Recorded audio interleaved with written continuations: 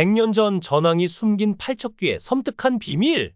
열이조차 그 진실에 충격을 받았다. 밤은 고요했지만 궁궐 안은 끝없는 소용돌이 속에 휩싸여 있었다. 팔척귀가 왕의 몸을 잠시 지배했던 그 끔찍한 사건 이후 대비는 점점 더 불안에 사로잡혔다. 그녀는 본능적으로 깨달았다. 돌이킬 수 없는 무언가가 시작되었다는 것을. 강철은 깊은 생각에 잠긴 채 열이를 바라보았다. 자신조차 알 수 없는 감정이 점점 커져가는 것이 느껴졌다. 처음엔 그저 자신을 구해준 무녀, 윤갑을 지키기 위한 동반자일 뿐이었지만 어느새 열이가 위태롭게 자신을 내던질 때마다 그의 심장이 조여오는 듯했다. 열이는 침묵 속에서 팔목에 새겨진 붉은 부적을 어루만졌다. 팔척귀와의 연결은 끊어진 듯했지만 가끔 들려오는 속삭임은 여전히 그녀를 혼란스럽게 만들었다. 윤갑의 혼이 사라진 뒤에도 그를 찾아야만 하는 이유를 잊을 수 없었다. 그리고 그 이유가 점점 강철에게로 옮겨가고 있다는 사실이 그녀를 더욱 불안하게 했다.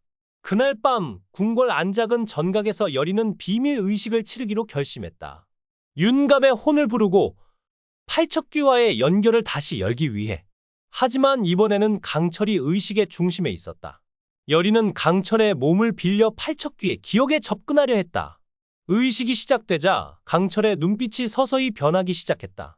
열이는 떨리는 목소리로 주문을 읊었고 그의 몸에서 검은 기운이 피어올랐다. 그 기운은 곧바로 열이의 팔을 휘감았고 순간 그녀는 환영 같은 풍경을 보았다. 그곳은 우물이었다. 오래된 돌담 위에 핏빛 손자국이 선명했고 그 안에서 갇혀 흐느끼는 소녀가 있었다. 그 소녀는 팔척귀의 연인이자 그의 죽음의 단초가 된 인물이었다. 그녀는 선왕의 총애를 받은 여인이었으나 대비의 질투에 사로잡혀 우물 속에 버려졌다. 팔척귀는 그녀의 억울한 죽음을 잊지 못했고 그 원한으로 왕실을 저주하기 시작한 것이었다. 강철이 갑자기 눈을 떴다. 그는 거칠게 숨을 몰아쉬며 몸을 일으켰다. 열이는 놀란 눈으로 그를 바라보았다. 강철은 떨리는 목소리로 말했다. 그녀가 살아있다고 했어. 아니, 그녀의 혼은 아직 떠나지 않았어. 우물 안에 갇혀 있어. 열이는 그 말에 무언가 떠오른 듯 자리에서 벌떡 일어났다. 오래전 할머니가 남긴 말이 떠올랐다. 우물은 귀신의 문이다. 함부로 들여다보지 마라. 그 우물이 바로 수살귀가 죽은 장소이자 팔척귀의 기억이 잠든 곳이었다. 다음 날 열이는 강철과 함께 몰래 궁궐을 빠져나와 우물이 있는 폐궁으로 향했다. 폐궁은 거의 무너져 내린 상태였고 잡초가 무성하게 자라 있었지만 그 안에서 묘하게 맴도는 기운은 여전히 살아 있었다.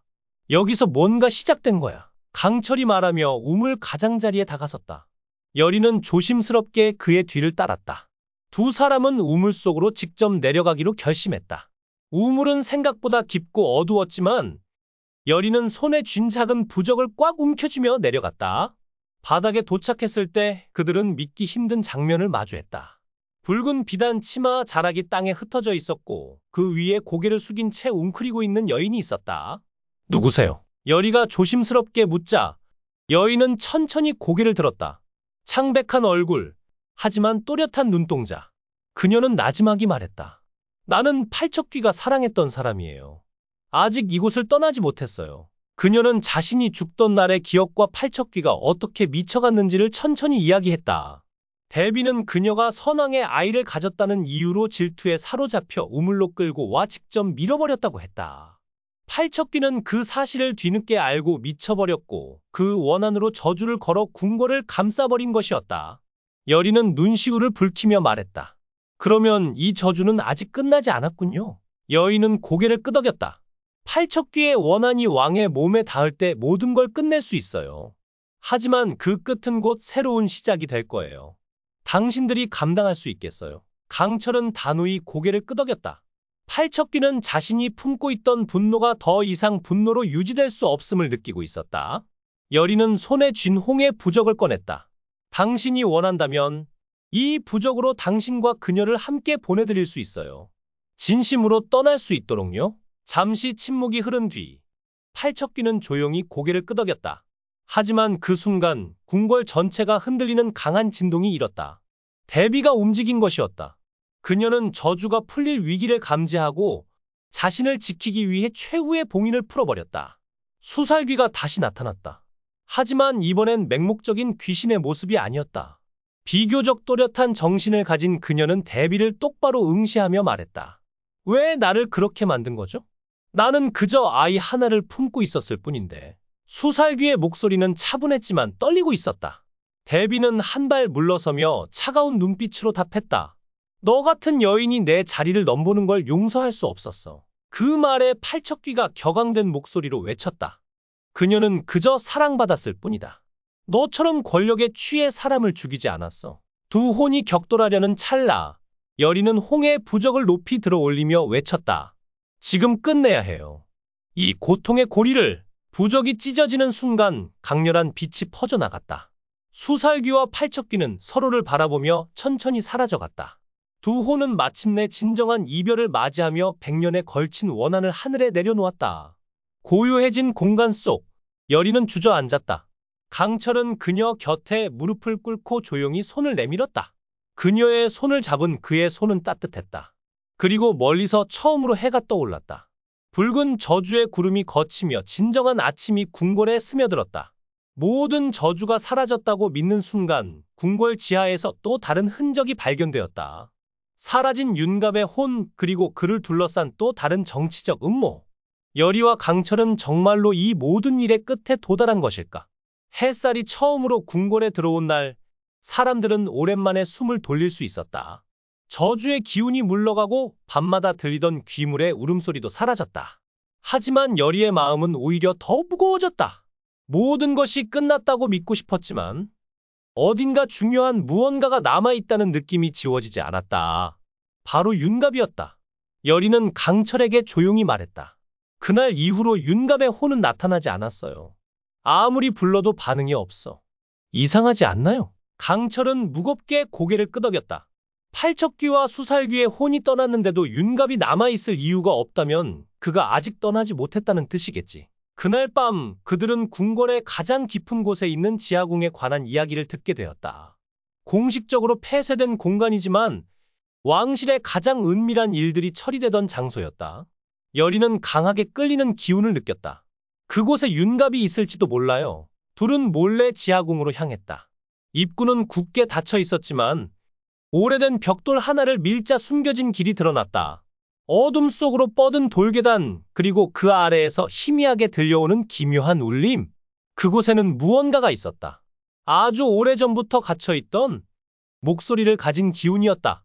계단을 모두 내려갔을 때 그들은 믿을 수 없는 장면을 마주했다.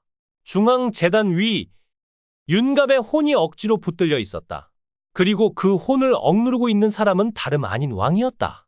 왕이 윤갑을 가뒀다고요? 여리는 충격을 감추지 못했다. 강철도 경악하며 한 걸음 앞으로 나아갔다. 그때 왕이 천천히 고개를 들었다. 그의 눈동자에는 기이한 광채가 깃들어 있었다. 그것은 팔척귀의 것이 아니었다. 훨씬 오래되고 더 깊고 어두운 무언가였다. 너희는 진실을 알 필요가 없다. 왕은 낮은 목소리로 말했다. 윤갑은 그저 수단이었다. 나는 그의 몸을 통해 새로운 시대를 여는 열쇠를 찾고 있었을 뿐이다. 여리는 떨리는 목소리로 물었다. 그 열쇠가 대체 뭐죠? 왕은 대답 대신 손을 들어 제단 위에 윤갑을 가리켰다. 이 혼은 궁궐의 전통을 지키는 마지막 매개다. 이 혼이 사라지면 궁궐은 진짜로 무너진다. 그게 내가 원하는 결말이냐? 그 말에 여리의 머릿속은 복잡해졌다. 윤갑을 풀어준다는 것은 궁궐 전체의 운명을 바꾸는 일이었다.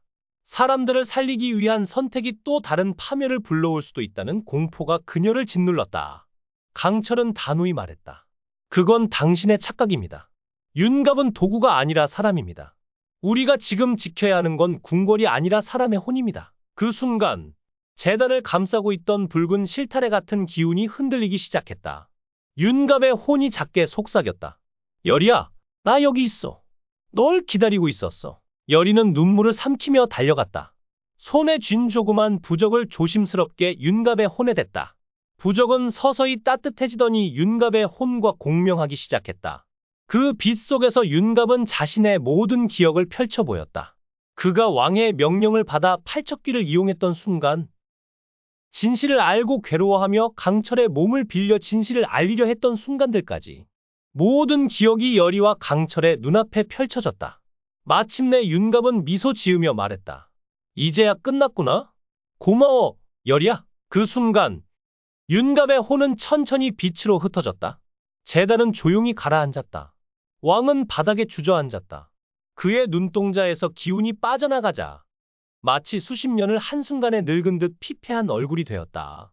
그때 지하궁의 벽면에서 조용히 문이 열렸다. 고위 신관 하나가 모습을 드러냈다. 이제 모든 것이 밝혀졌군요. 그가 말했다. 왕실은 죄를 지었고 당신들 덕분에 그 죄가 드러났습니다. 그러나 대가는 반드시 치러야 할 것입니다. 여리는 고개를 들었다. 무슨 뜻이죠? 신관은 조용히 말했다. 귀신은 떠났지만 그 저주는 궁궐 자체에 각인되어 있습니다. 이 궁궐을 떠나야 합니다. 왕은 폐위될 것이고 당신들 또한 이곳을 떠나야만 합니다.